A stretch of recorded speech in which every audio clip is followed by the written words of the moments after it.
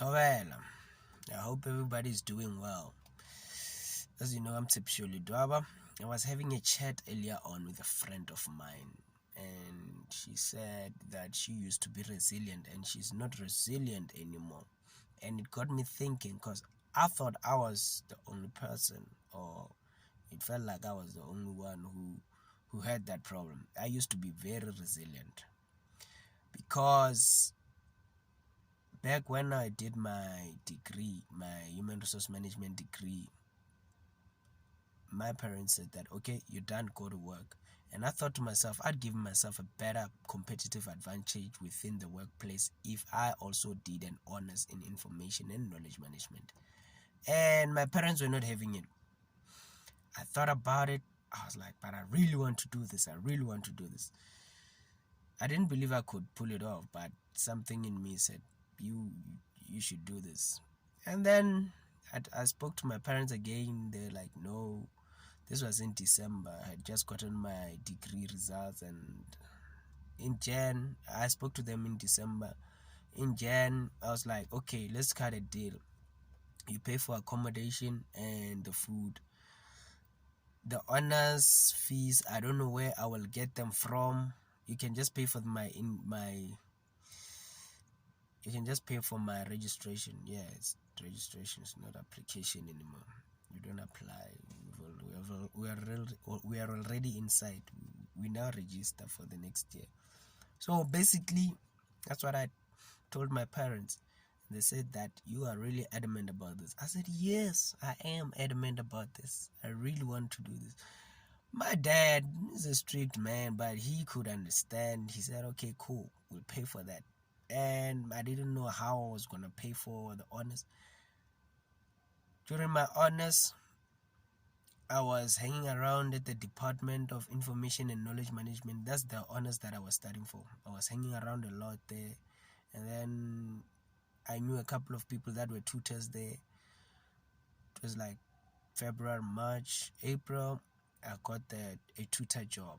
I was like, okay, cool. So every single cent that I made from tutoring, I had to pay my tuition fee. It was little. It was not a big bag, but it did a little something. And that also cost me that honors also cost me my then relationship with this other young lady, because since I was a tutor, I was marking research reports, I was doing my own research reports, I had to do opinion papers, I had to go to class. There were some times where I didn't even sleep. But the people that I was studying that thing with, it was fun. I enjoyed it. It was hard work, but I enjoyed it. Some days I was like, why? I remember this other day I had an opinion paper. It was due, I think, at like 12 midnight. I had typed everything. I had written down some stuff for the opinion paper, and I was almost finished with the opinion paper. Mind you, we have evening classes. Our classes ended around 7 in the evenings, because they started at around 5:30. Ended 7:30. I had my opinion paper to write, and I'm not a fast typer.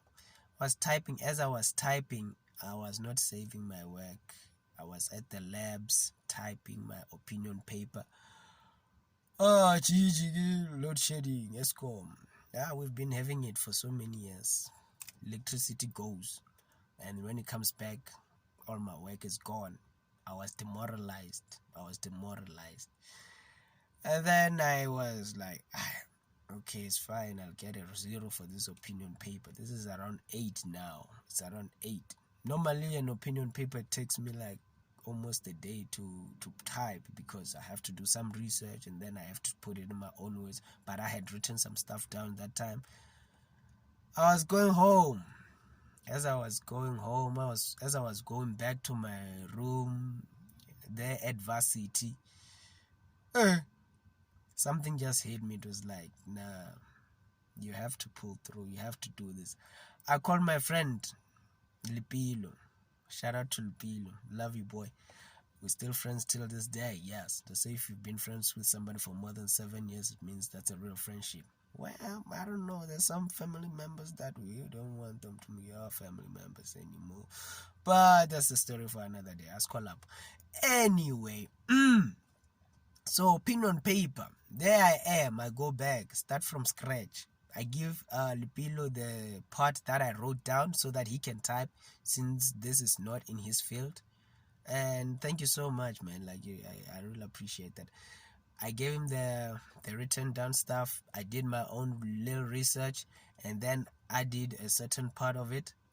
And by 12 o'clock, I had done everything, because after Alpilo had typed for me those things, and I did my part, and I also paraphrased, I merged it, amalgamated it, yes, amalgamated it, and then it came through okay, man. I even ended up passing that opinion paper.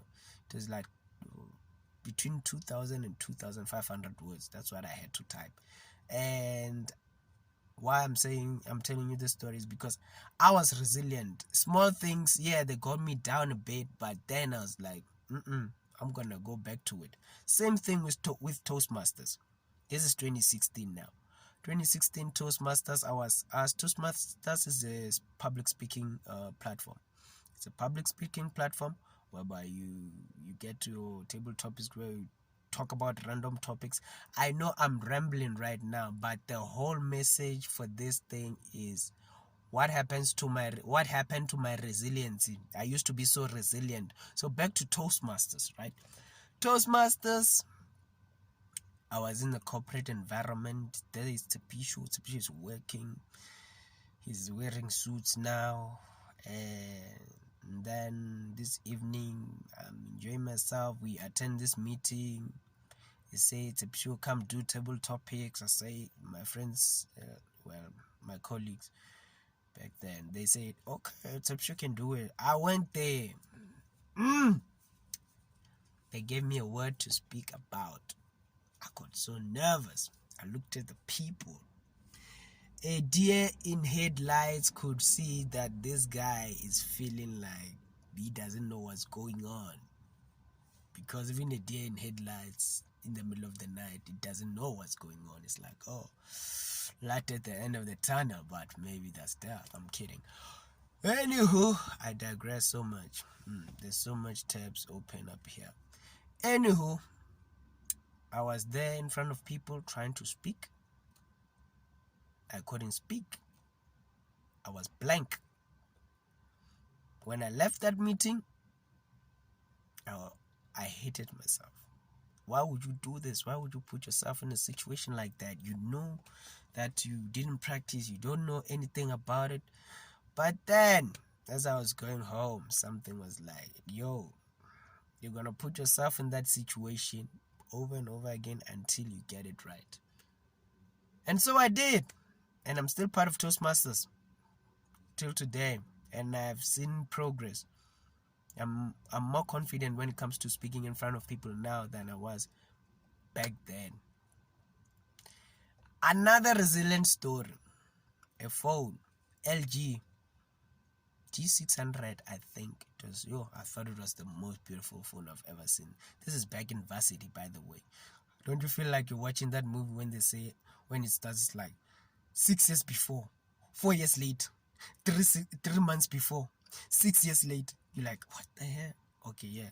So basically, this was back when I was in varsity.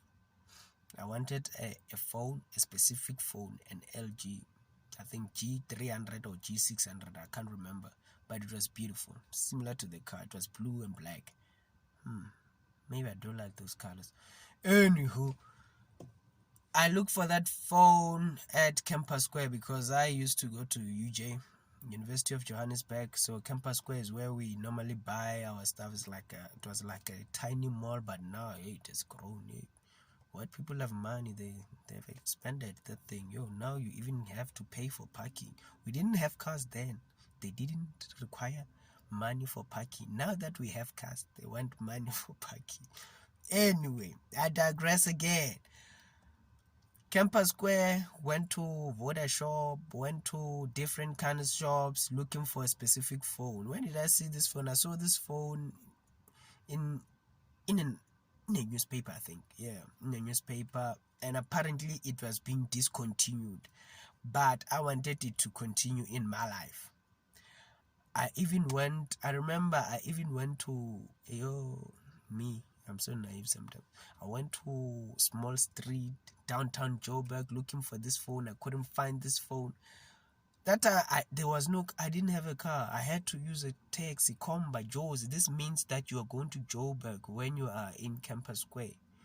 I had to go to Joburg. I couldn't find it. I think I went, but what was happening is that I would ask people when I get to a shop. I would be like, where do you think I could find this phone if you don't have this phone?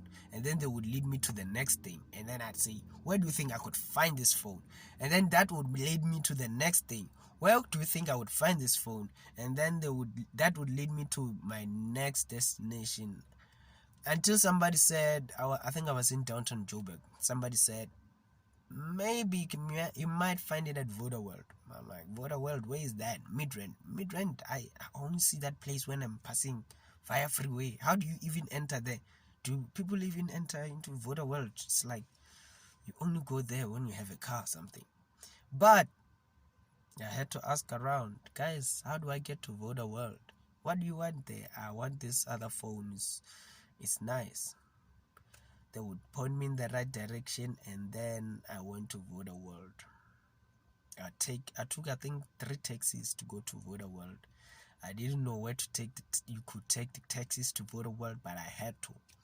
And eventually I got to Voda World. It was supposed to be 1,300, but because Voda World, I think, headquarters vibes, you get it at a discount, I ended up getting it at 1,000 rand. And looking back, that was me being resilient, because I saw something that I really wanted, and I went out and got it. But today, a small thing. I want a small thing, and then next thing I know, I discourage myself, and that thing doesn't hit me anymore. That says, no, my man, you can do this. You can get this. And even my honors, I was able to get my honors. I didn't believe I could get my honors, but I worked hard for it. Sometimes you have to work hard for something, even though you don't believe that you can get it. But put your best foot forward and give it your best, If you know you've given it your best, then it's all up to the big man upstairs, So I don't know what happened to my resilience, rather. Throughout the years, I feel like I've lost a piece of me, a part of me that I really depended on. I don't know what happened, how it happened, but I just need to get my resilience back. Is it this motivation that we get so much content that we believe that we can achieve anything, but when it's time to actually take action and achieve those things, we are pumped up. We're like, I'm going to do it, and then we don't finish. Because the conversation that I also had with her was the fact that I used to view people differently when they say that I'm reading this book, and then they would say I'm reading 1, 2, 3, 4 books at the same time. And I would look at them like, why would you read so many books at the same damn time? It's like watching 4 movies at the same damn time. And then she's like, maybe we lose interest. What is it? I don't know. Because now I used to just read 1 book, finish it, and then move on to the next one. Now I have 3 books that I'm currently reading. So, by T.D. Jakes. As a Man's Search for Meaning by Viktor Frankl. And there's another one, I forgot what that one is. Something about a mountain. The first mountain being bigger than the second one. Yeah. But it's that thing that we lose interest so quickly. I don't know if it's the media, and we lose a part of ourselves, that fighting part of ourselves that used to say, you know what, I'm gonna get this no matter what. Because me, when I went into my honors years, I didn't know I was gonna get it. I just thought, man, let me just give it my all, and I mimicked what other people were doing. They were working hard, I worked hard. and I know it's in me now, but I don't know how to unleash it again. It's a conundrum. But I hope I find it, and if you also have the same problem, please let me know. Or if you had the same problem, let me know how I can actually be able to, overcome this thing. I don't know, or convenience. The fact that we have so many things that are convenient right now, social media, or is the distractions. Because back then there were less distractions because we could be able to focus on what we wanted, but currently it proves to be a challenge. It proves to be a challenge. Yeah, this is the longest video, first time ever doing this video, but I enjoyed doing it because I got to share my experience. And I hope that you also share your experience. If I had a link there, I'd say hit like, subscribe. But hey man, just doing this so that even if it touches one person, it helps them become more resilient. Or I don't know, I'm just a man trying to find himself. Men search for meaning. Hey, just like my book. Okay, anyway, peace.